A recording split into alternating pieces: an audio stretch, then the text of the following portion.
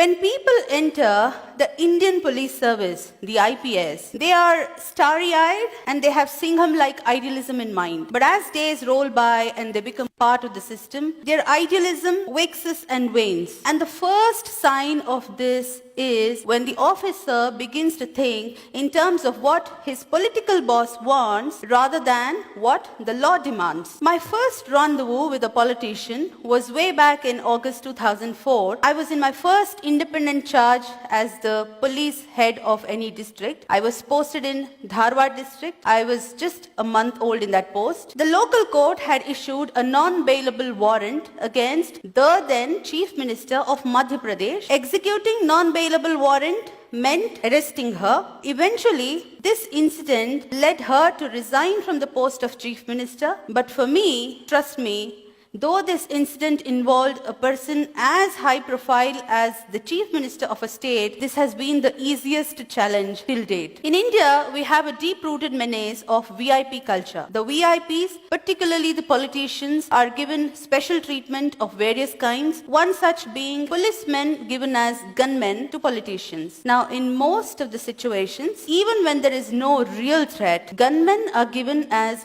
status symbols, and the more the gunmen, the higher the status it is perceived. And it's not an exaggeration at all that many a time most of these gunmen are used as boys to run errands. I was posted as the Deputy Commissioner of Police, Bengaluru City Armed Reserve, and my job was to supervise man management, personnel deployment, and therefore I took stock of the situation as to where my boys had been deployed. And to my utter shock, I found that a number of politicians, the public representatives, the MLAs, MPs, MLCs, and so on, had kept gunmen in excess of the authorized number they were supposed to keep. Now, I made a list. There were 82 politicians who had kept about 216 gunmen in excess of the number they were entitled. I started withdrawing them. The first resistance came from my own boss, who reprimanded me in front of my subordinate officers. Yet, undeterred, I completed the task. I withdrew till the last excess gunman came back to the unit. In the same stroke, I also withdrew 8 brand new SUVs kept by the then ex-Chief Minister of Karnataka. The man had stepped down from the post of Chief Minister,